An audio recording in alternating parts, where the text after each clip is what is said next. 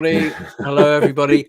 Thank you for bearing with us. Let's just give you a minute to get logged back on. You can tell us your I idea. wonder who's going to be first. Yeah. Okay. I guess it's recorded anyway. So, no, you've got to share it with everybody else because it's for their benefit, not for us. Okay. But before they come on, the idea is anybody who was there at the Raw Feeding Veterinary Society conference and what did they find was the most fascinating point? Fiona Murray was the first one back, and then Janet. Oh, can you hear us? She's saying that is that good? Can you hear everybody? Chantal, like Nikki, Cheryl. Sound is better. Okay, that's good. Okay. I'll wait till a few more are in, so I don't have to repeat myself. But I'm just thinking, Cheryl, was she a Cheryl or a Cheryl? We call her Shaznay, so that's not going to help. Cheryl. She's a Cheryl. No, but I know somebody else who's Cheryl. So Fiona, Cheryl, anybody else who was there? What were your favourite bits? Please tell us. Moddy was there. Yes, because I know you were rather tired, Nick, on a couple of nights. And no. Well, we got the train back with her, so I know that she was there. Yeah, you literally just told me yesterday you were speaking to her for 4 hours on the train. Literally on the we had a very no. We had a very in-depth. It's just I can't remember seeing her much during the day at the conference. It could be she could have. Joseph Kent, greetings. Joseph, where are you from, and what dogs have you, Joseph? Joseph Kent, that's a new name. He likes seeing new people. I met a stockist at the beer or two. I met a stockist at the show, and she said that she was a stockist, and she said her name, and I didn't know her name, and I thought, how nice things are now at the moment that with Karen helping me with the business and more stockists coming on board, that I used to know them all by name. I knew their phone number off by heart because you'd be checking in with them going, do you want anything else? And, back in the day.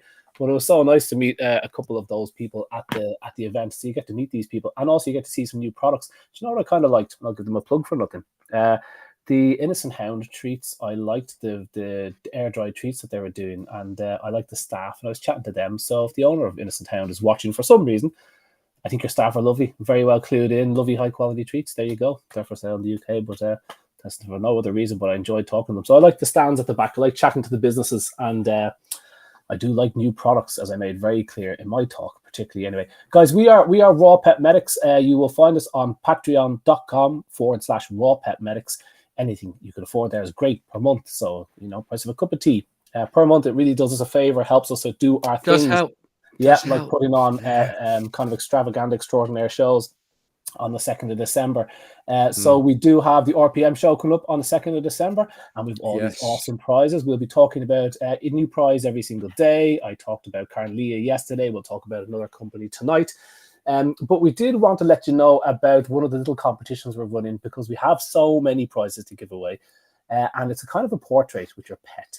And we just put the post up today, and you'll be able to have a look at it on Facebook. And this is classic Fiona Murray kind of touches to when she puts on it. The whole idea of, not generation game, but beat the eggheads and all that kind of stuff. Fiona's great at this. As an event organizer, that's what not an event organizer. What is she? What does Fiona do? Nobody knows. But she's definitely a very organizing person. So listen, this is a portrait with your pet. So you find a painting that involves a person and a dog, and then you try to replicate that in your garden. It'll make more sense, or in your house or wherever, but it does need to involve a you and a dog, and you're trying to replicate the image. It'll make more sense when you have a look at the post on the Facebook page. But check that out, guys. You get your entries in, and there is a fabulous prize for, look at that, there's an idea. Oh, Connor, so hang on, let's have a look at that. I was just off on another thing.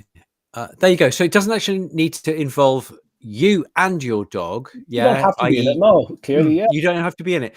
Yeah. But just try and make up a famous image involving your dog, like a girl with a pearl earring. Yeah, you somehow hang a pearl. Please don't pierce your dog's ears. Really not for this event anyway. No. Yeah. Or you get the Mona Lisa, and if you can get your dog to just give that kind of interesting smile, then you're on. There's your. Am I the only person not impressed by the Mona Lisa? I went to see it. I'm not that impressed. I mean, what's it all about? What is the wry smile? Get it. I mean, I've seen way better paintings. That is just a very average. But that was quite a funny one. Oh yeah, that's not bad. Yeah, I like that. Needs another one. Needs dogs. It definitely needs. You got the other one that we saw, Bren. The Moon Scream. That's my favorite painting. The Van Gogh. I thought you meant Moon. As a cocker spaniel. That's only so good. You have to tell people on the podcast what you're showing. Don't forget. Oh yes. So there's a couple of photos. So there's a slight conversion from the classic. So we just thought that some of those would suit if you want to find a photo and then recreate it with yourself. That's fine too. Yeah, check out the post. Brendan just showed a picture of a shot that we saw in a little pub next to the station that we went to on Sunday.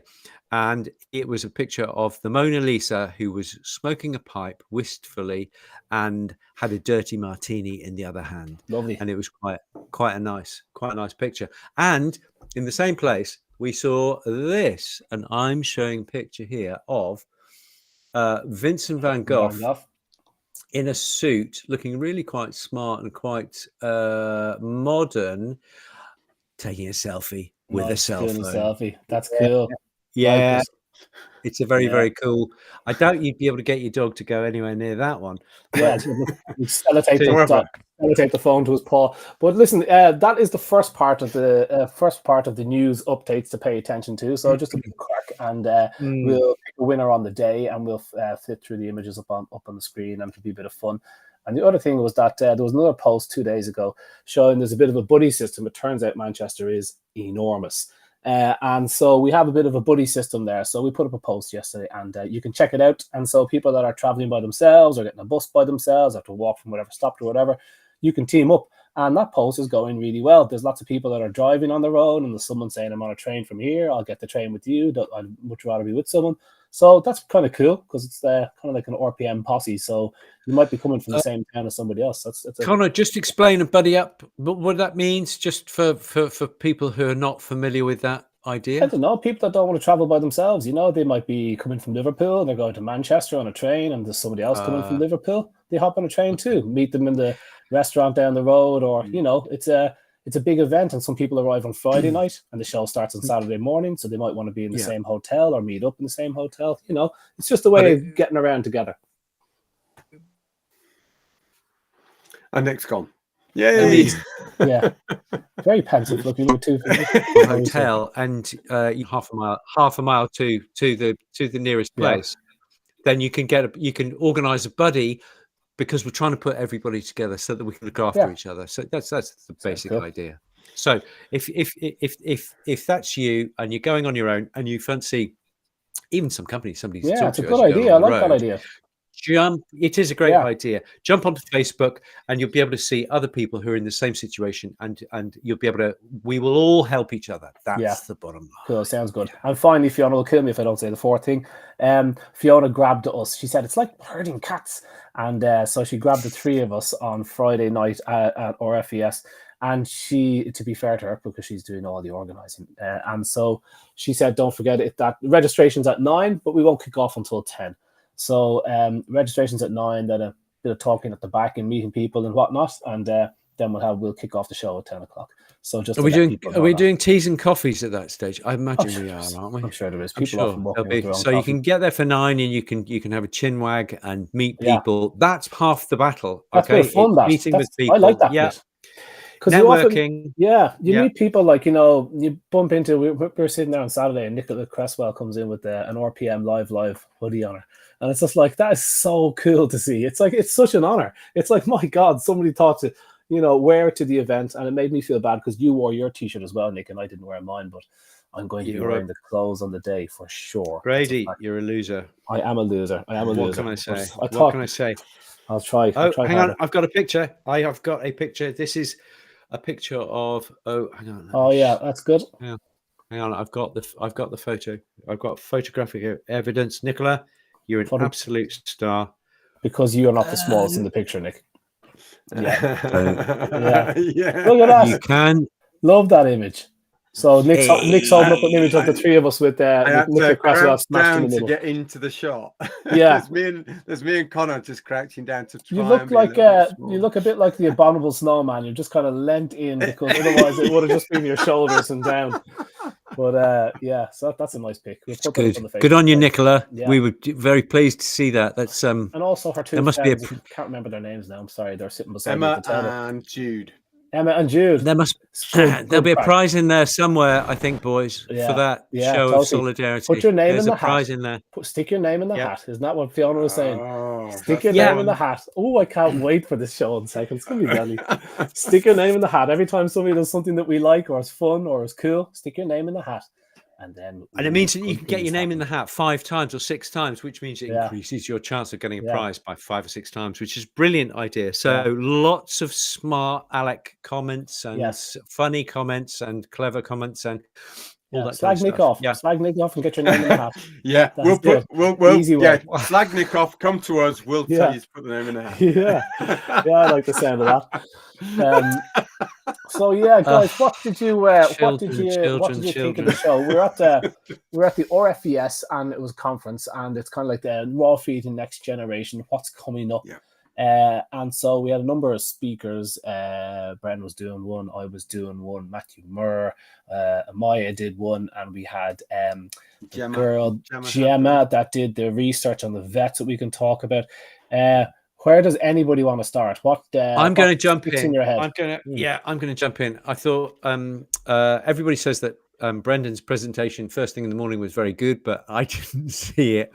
But he thanked me on 3 occasions. I thought he was just going to say, I didn't. I didn't.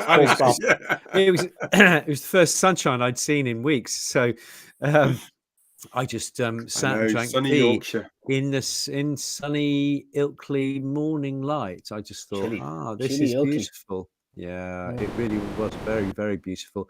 So here you go. Here's a kickoff. Matt Muir. If you haven't come across him, do Google him. He's good. Matthew Muir. He runs he was on our show. Company. He was, but they may not have seen that. So what's the company called? LYKA. It's an Australian food company, and Matt Muir has a brain the size of a planet, and he uses it for the betterment of He does use it for the betterment of the veterinary profession. But Nick's breaking up, so I'm going to take over at that point. So he was always self-conscious about ultimately pronunciation of the numerous bacterial cultures. So from a point of view of being able to I think Nick's back. He's moving. Sorry. So being able to get through his talk and talk about the different microbiota and how to preserve that for the betterment of the pup's health, I think was excellent. And hats off to the guy. We love him dearly. And I think he should be back now in Chile, where he's educating 500 or so health professionals on raw feeding and nutrition over there, which I think is just amazing. But you are mixing up 2 people there. Nick started with Matthew Murr, and you're talking about Christian. I'm talking about Christian. Yeah, he went to Christian. Oh yeah, okay, sorry, yeah, okay. Christian is the microbiome. That talk was phenomenal. But Nick was talking about Matthew Murr, who somebody put up there. Brain of the size of a planet. Yeah. Although he does he does actually run a holistic practice, and it really was very much about holistic medicine and a holistic approach to health, rather than the food per se. Yeah, 1,000,000 miles an hour, Nicky was saying, with the factoids, and now it's like me watching somebody else talk as fast as I do, and I'm like, whoa, that is he is a phenomenon of he reminds me of your friend Rowan from the Health Sensei, Bren, your partner in crime there, who is a functional nutritionist, and those guys talk a lot about methylation peptides, how important methylated vitamins and minerals are, you know, good quality absorbable vitamin and minerals where there's no conversion process needed by the body. And every single thing he said, I was going, oh, that sounds really important. Oh, that sounds really important. And you're writing down notes and you come away feeling a little bit thick. And so that is a good talk. It's like, oh, I've got a lot to look at. So anyway, Nick, you were talking about Matthew Murr. And sorry, I lost the signal there for a second. Yeah. Don't know why. Blame it on Elon Musk. And he was saying that the average age of dogs in the UK is 11.5 years, but the average age of the dogs in his practice is 14 or more. Ooh. Now that in itself, now I think there's a study in there somewhere because most of his dogs are eating fresh or raw food, and I mean he looks after them meticulously. So just to bring something a little bit of a sideball into this, is that when you've got a general practice, they generally are starting young and they will carry on through, and admittedly until they pass away, and there'll be various conditions, acutes, of course, road traffic accidents, all of those sort of things. What I would say is if I filtered out my general practice to the referral practice, of course, I see many more older dogs join my referral practice because they're older and they need more help from complementary medicine. So I wonder how much there is an element of he's seeing older patients for longer, and he doesn't have the short end, i.e. the accident end, in the same month. So that would be a question back to him that we need to ask. That's fair. That's what you want. But how do you know a referral practice? What makes you think that? Sorry? What makes you think he has a referral practice? Maybe he's I know, because he does talk to, because he recruits patients in where he's talking about complementary medicines, acupuncture, traditional Chinese medicine, all of that. That's going to be referral stuff. You know, people will come to him for that when they've got a condition. Yeah, cool. That's a good point. That's a fair point.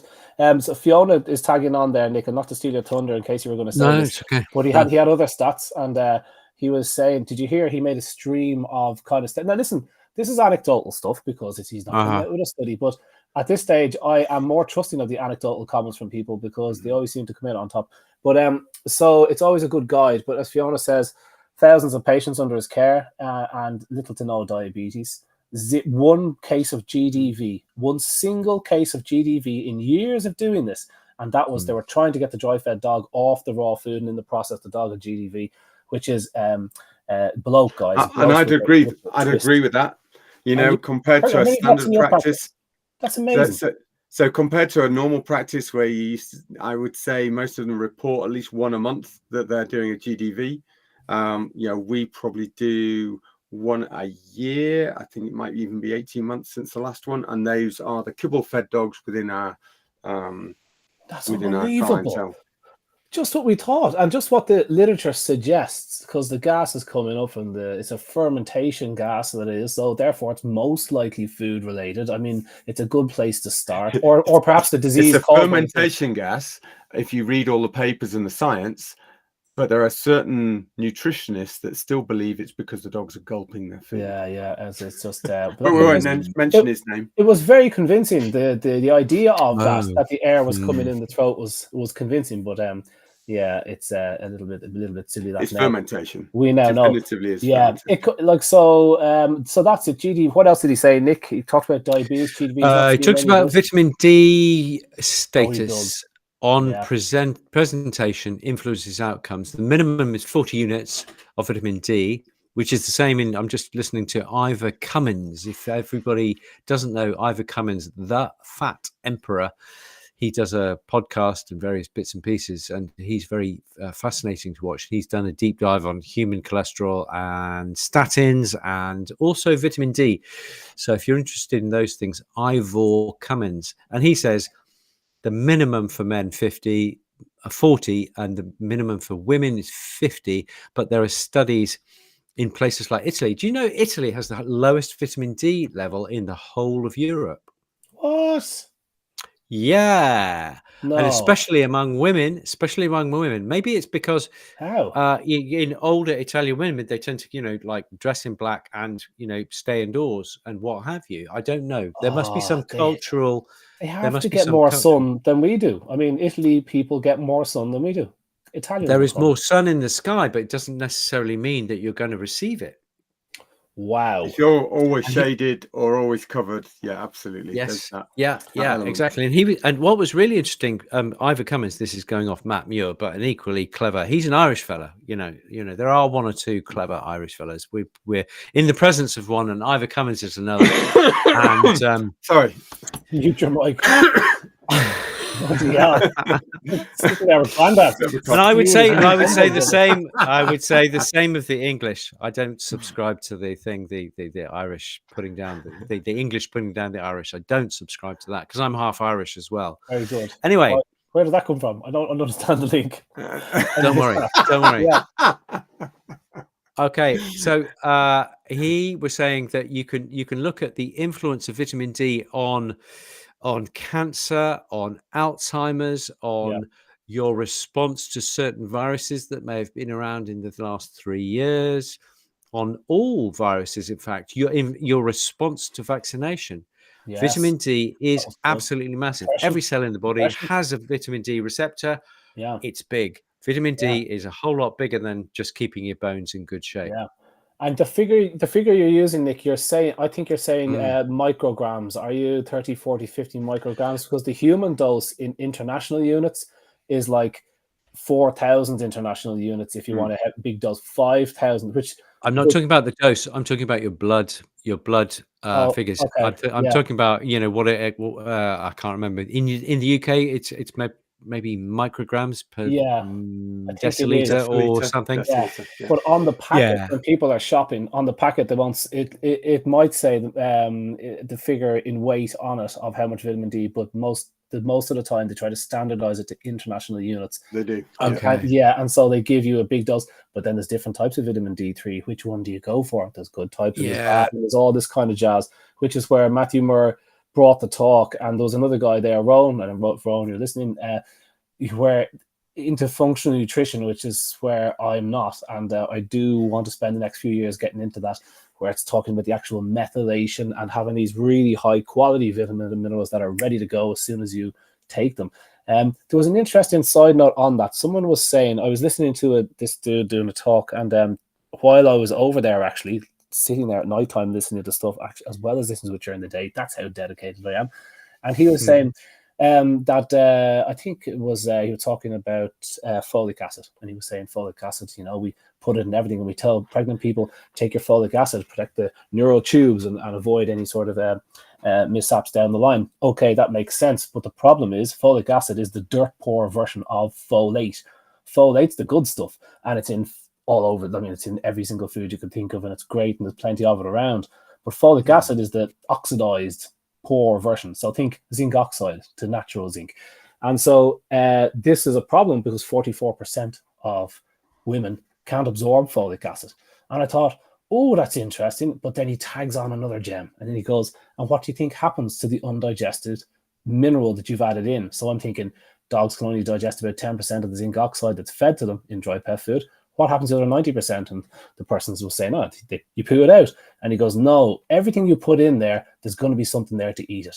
And so you are going to drive dysbiosis. You're going to have some other little animal there that's going to want to live on that, a different bacterial colony, and you'll shift things. And now they're exploring the idea that it actually causes dysbiosis. In people that can't digest folic acid, it induces dysbiosis, and that dysbiosis can lead to depression. And so when you start talking about postpartum depression, which they still can't figure out because it's such a complicated, horrible thing for someone to have to go through with a brand new baby. But now they're wondering, is this it? That it's a form of dysbiosis, and you taking folic acid when you can't digest it is not a good idea. So I thought that was so interesting because, take folate, good idea. That's this whole methylated idea and a good quality folate product for sure. But taking folic acid is crap.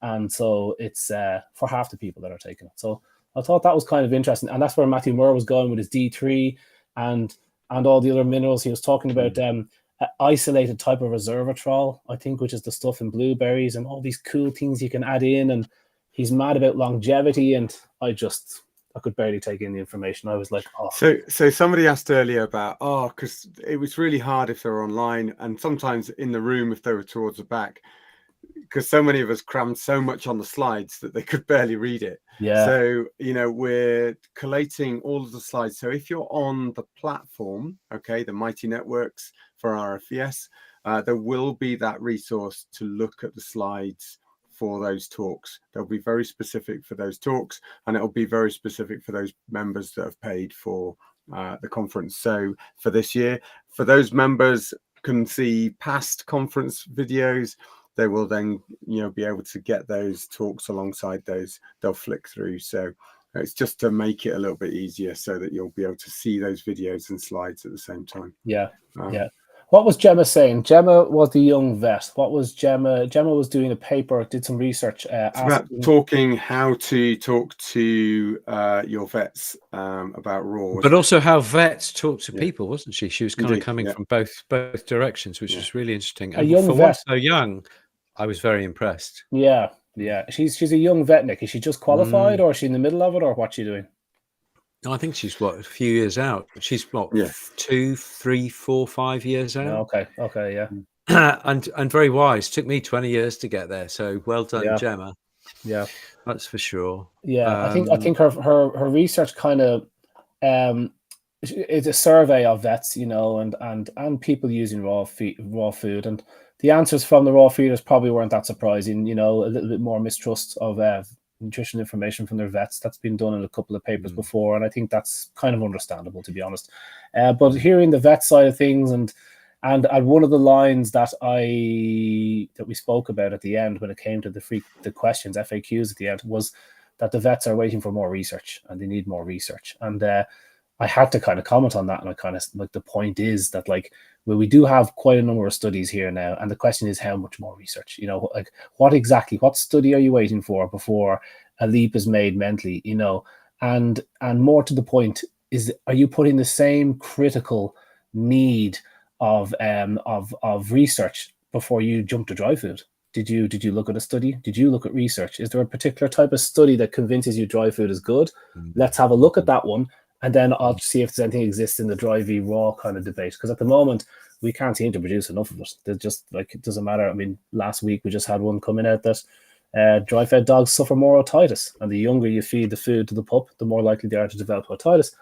This is interesting stuff. If you feed it to mum, they're even more likely to develop it. So this is interesting stuff. And so I kind of said that, and she agreed. She was like, yeah, you're playing this research game, much like the smoking kind of industry did. It's like, there's not enough research. There's not enough. So I think it's pretty clear. And they said, well, we need a definitive study, but that definitive study just never quite did it in court. And 30 years later, now we know. So it's a game that I don't like playing, really, the old research game. Yeah. Guys, I must run and just get a lead, because otherwise my machine's going to run out of battery. It's been 1 hour and it's run out of battery. That's why I need a new one. Yes. Thank you. There's a couple of people joining you actually that are at stations. So Martina, we'll catch you soon. We understand if your battery's running out of the station. From a point of view of there's a couple of other questions came up. If you're a member of the RFVS, but you didn't pay for the conference, you won't get access to those slides or conference recordings unless you pay for them. So it's going to be reserved for those people that paid for the conference, and I think that's justified for the fact that is actually one of the main ways to raise funds to do further research within the RFVS. So, Rebecca, if you want to contact us through the network, and you'll be able to purchase a recordings ticket, then they should be able to give you then access. So if you miss the conference and you want to still join in and listen to those talks, then please do contact us and the RFVS, and we'll be able to connect you so you can see all of those all over again, because they were recorded, which is marvelous. They listen to Rowan Godfrey here. Rowan is in Kenya. So I didn't know you're in Kenya, Rowan, because I see you commenting all the time. And Actually thought you're next door. And the nice thing about living in Kenya is that the vets are very open-minded. No vet would dare dictate to anyone how to feed their dog. Well, there you go. That sounds kind of cool. Especially when you've got so much wildlife going on around you. I mean, yeah, it just makes sense, doesn't it? Yeah, totally. Maybe it's a country that's used to predators and predation and prey, and it's a much more natural phenomenon, whereas we are separated from that. We don't see our animals. We don't see them being slaughtered. We are separated from it. Fiona Murray has a good comment here. That's our Fiona. Fiona said, Gemma said something that made me very sad. She's only out in 21, so she's 2 years of vet. And in her first 6 months, she was so stressed that she said she did not have the headspace to make good nutrition recommendations. So still defaulting to what her colleagues were doing and recommending prescription kibble. I mean, you can totally understand that. And that's something that Amaya has said, who is El Presidente of Raw Feeding Veterinary Society. And in her opening message to everybody, she was trying to describe to people what the Raw Feeding Veterinary Society means to her, because it's a professional organization for vets and vet nurses. And, people like me sit at the back and get to listen. But it's for professional vets and vet nurses. And you hear this vet, Amaya, she says, I'm a young vet and I had ideas about getting into nutrition, but there was nowhere I could go. There's nowhere to talk about it. If I wanted to talk about fresh nutrition, she felt that she was a bit out on her own.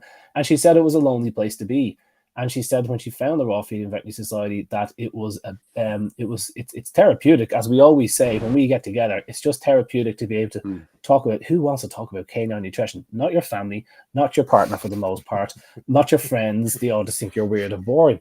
But then you get amongst it, and people just love it, So she said it was a release, and it was like a little kind of a home, because nutrition is such a huge subject. It's not like it's one small thing; it's an enormous facet of health. So I like that idea, and it's sad that Gemma, this young vet, is so stressed, so busy, to expect these young vets to stay ahead of the game in all these different fields that they are expected to do. I mean, nutrition is just one tiny little part of it. It's to expect to stay ahead of the research and the studies and the nonsense and the groups in all the different facets, from physiology and surgery and anesthesiology and blah de blah de blah de blah. Like that is hard work for a young vet to do that. So can sympathize with her. Tough deal.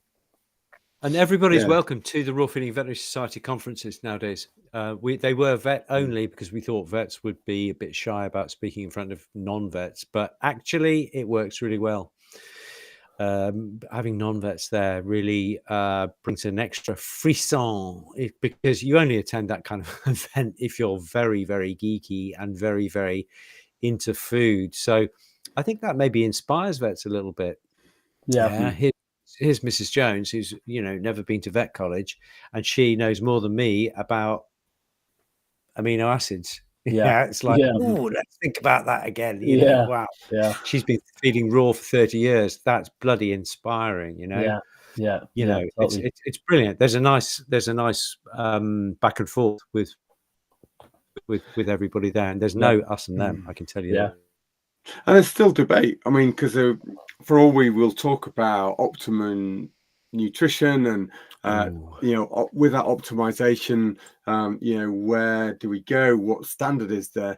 That we still have a frank discussion about. Mark raised the whole. Well, look, how hard can it be? Can we simplify this? Is there a space still for people that want to just relax and feed raw prey, that side of things? And there is a discussion that ultimately that could be a really good way forward for many people to relax. But there's that whole thing of the more you dive into it, the more complex you realize that nutrition is, and actually to try and optimize that, especially for the breeding bitch and where we're going with the puppies. Sometimes you need to fortify those, because the prey that we create through farming is not the prey they would normally pick up out on the field. Okay. And that's the difference to me, is that we have created Frankenstein monster meats that are purely and simply nowhere near as nutritious as what they should have been. And remember that point, Brent. Remember the talk we were at up in Helsinki, and Steve Brown was on, and he was chatting, and he said, whatever about the fact that we're rearing these animals in barns where they never see the sun, and they eat grain as opposed to proper prey and bits and pieces. So they're high in omega-6 and all this other stuff that you wish they had, they don't have. So there's that. But he says the bigger problem is that people are then feeding much higher fat meat to their dogs. And so raw dog foods, he believes, are quite high in fat. And the problem is most of the nutrients that your dog, that you expect to be in the diet, are found in the redder part of the diet. There's, of course, fat-soluble vitamins in your fat, A, D, E, K, and your omegas, all that. But there's way more in the meat and bone and that kind of organs and that sort of stuff. So when you have the fat on the outside of the skin and fatty cartilage and fatty bone on a fatty piece of chicken, you actually reduce the amount of space where you can hold nutrients. So actually it contains less nutrients. So that's dangerous. And then you feed less of the food to try and lower the weight of your dog or something. And so your dog can lower the calorific intake. The calorific intake, and your animal can move into nutrient deficiency, even though you're on really good quality food, because the fat content is too high. They are used to eating very lean meat. So there's a number of ways that when you're at these talks and you go, oh, that's a very good point. He says the fat content of these raws are way too high, particularly when you go for products like lamb and pork. There's no way of getting the fat out of those meats. As much as they try to keep them lean, they can be, the chicken and beef products are always 1 part fat to 1 part protein. That's 2 times fat to protein on a metabolizable energy basis. That's high fat stuff. And so that's the sort of stuff that these. I've got one more thing I wanted to highlight. Christian brought it up first, and he stole my thunder because I had it in my talk as well. And what do you mean? I saw you writing your talk at the back of the room. Can't leave that out. So Christian was saying that Christian was talking about gut flora and microbiology and that kind of stuff. Loves that. And what he was saying, and as I also said, was that we have a big focus on Clostridium is bad. Clostridium difficile. We all don't want Clostridium. And if you see too much Clostridium difficile, it's bad. So what you remember from that is Clostridium is bad. Clostridium is bad. Take an antibiotic and napalm all Clostridium. And as he said, like, there is many, many, many species of Clostridium. This one does this, this, this, and this. This one does this, this, and this. All beneficial stuff. And it's like, where's the bad? And he goes, and even many people can walk around with some of the more troubling bacteria, but it's no problem until you have a bit of dis-ease in the environment, and then this thing grows. And I had a similar point. And so one of the studies was saying that, like, some raw-fed dogs have more different species of Clostridium. It's like, but Clostridium is largely a beneficial, if commensal, bacteria, which means sometimes good, often just hanging around waiting for an opportunity, but not to hurt you. So, and I've said the same point about E. coli. Loads of E. coli species do different things. They digest different things. They regulate the oxygen content of your gut. They eat oxygen, which is good news for all your anaerobic bacteria in your gut. That oxygen kills them. So you can't just get rid of E. coli with a broad spectrum antibiotic. And it's like even yeast, as I said. I was saying, like, yeast does lots of things. Now we get thrush and we hate it, and that's annoying. Take something that kills all the yeast in your body. Candida albicans, that yeast, is wonderfully beneficial. It's trophic. It feeds other bacteria. It mines them. It keeps pathogenic E. coli in check. They hate each other, E. coli and Candida. So you annihilate one, and the other one might grow. And so you introduce disease by using all these antibiotics and anti-life chemicals and chemically preserved dry food and fluorinated water and all the anti-life in your flora that goes up the dog's nose, as recently we saw with the atopic dermatitis dogs. So many things can disrupt this. And we've spent too long talking about bad bacteria and anti-life and working against these. And the point I got from Christian, hopefully some from my talk, was that we need to start working with this community because we don't understand them. It's just a complete dark art. And there's many more of them than us. And they are just far superior in terms of just evolving around our crappy ideas. The research needs to go on because there is, this whole thing at the moment. We've got regulations across Europe and including in the UK, which is, as soon as there's a salmonella, it doesn't matter what species it is. Yeah. You've got to ditch the food. As soon as there's an Enterobacteriaceae that's over certain levels, 5,000. they want you to ditch the food. They, for all of those coliforms, that are beneficial, Yeah. You know, if you're creating a dead food because you must sterilize it with a kill step, you must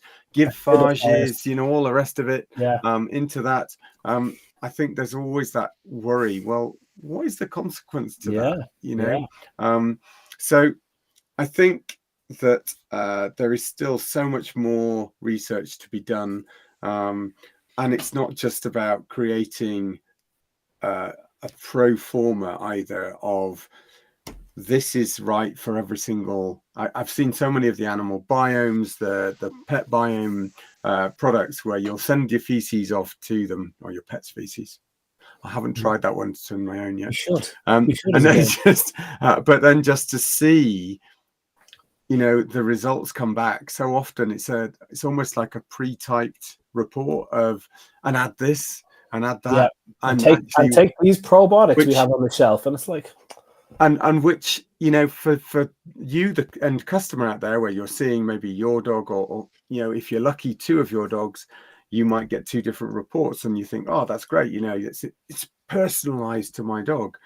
For me, when I'm seeing 30 or 40 of these reports, and you're going, well, that looks remarkably similar, and that looks quite the same. So I'm really interested to see how individualized they truly are, because I think there's too much of the pump it out as a I think so as well. I agree with that. I'm worried about those reports. I think, and also I think Christian was saying, don't take a poo profile of your dog when he's got acute diarrhea. It's like, what do you think you're going to find? You're going to find and now I suppose if you're looking for an exact type of nasty pathogen, that might be something. But it's very confused. And moving to the whole world of probiotics, you know, there was a slide in Christian's talk that he didn't present, but it was like they're having a look at probiotics, and they're like, when they test them, it's like some of them didn't have the species they mentioned. A lot of them didn't have the amount of colony forming units they promise. The thing is, you have to reanimate that freeze-dried tablet, and the freeze-dried process kills a certain amount of them.